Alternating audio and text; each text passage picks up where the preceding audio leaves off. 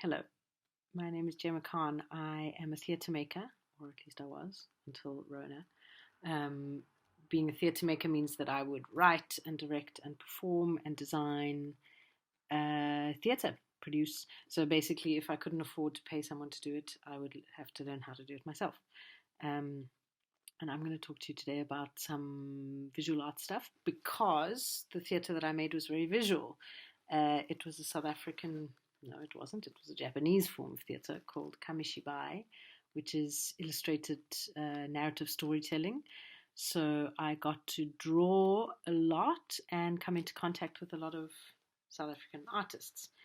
Um, Kamishibai, so there's this little wooden box, as you can see, and you stand next to the wooden box and you reel pictures. Sometimes it's a little wooden box, sometimes it's a big wooden box.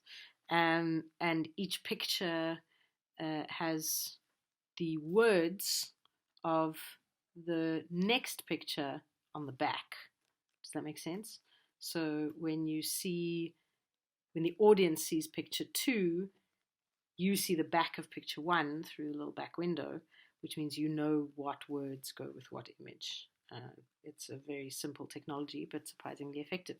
And Kamishibai is cool because you can tell really big, epic stories without budget. You don't need special effects, you don't need a big cast, you just need your imagination, some good writing, and a couple of drawings.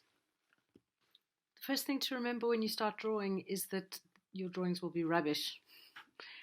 Drawing and any kind of art making is like a muscle, and you got to practice. So if a drawing that you are happy with, that is like it is in your head and the same on the page, if you think that's like a 10-kilometer race, you don't just race a 10-kilometer race on the first day that you try it.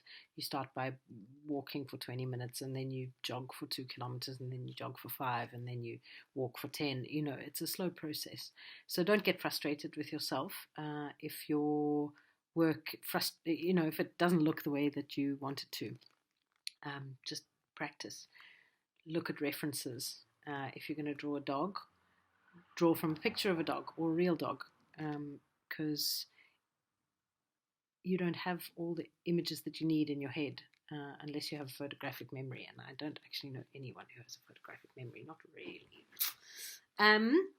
But let's talk about 2 different ways to illustrate in an effective and cheap way.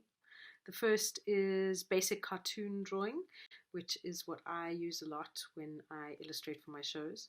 This would require that you sketch an image, then you fill in the big areas of color, and then you take black paint or a black magic marker and redo the edges so that they become nice and bold. Don't worry if, obviously in the sketching stage, it will look cuck. Don't be disheartened. Then the stage when you put all the color in, it also looks cuck.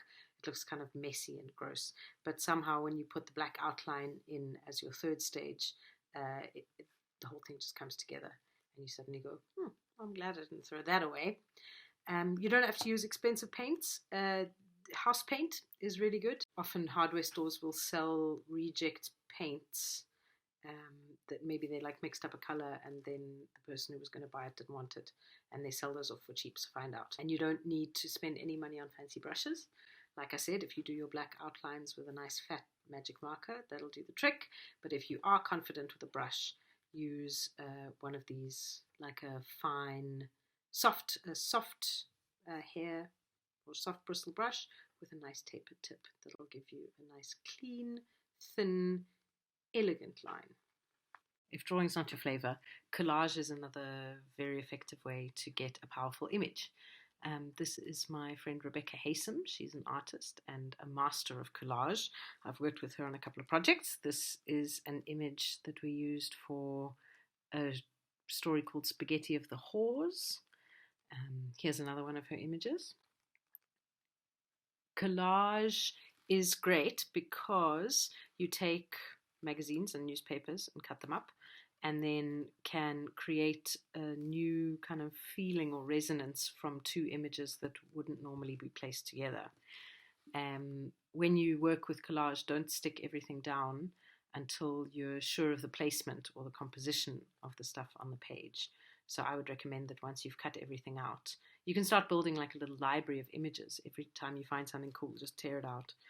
And then you can start combining images, shuffle them around on the page, take photos. Because then when you take a photo of something that is in the real world, looking at the photo makes it two-dimensional and you can kind of get a better sense of what looks good. Take a photo. And once you've decided, stick it down. And the best thing to use for collage is cheap old Pritt glue, which you can also steal from your little brother or sister. Cool. Happy arting.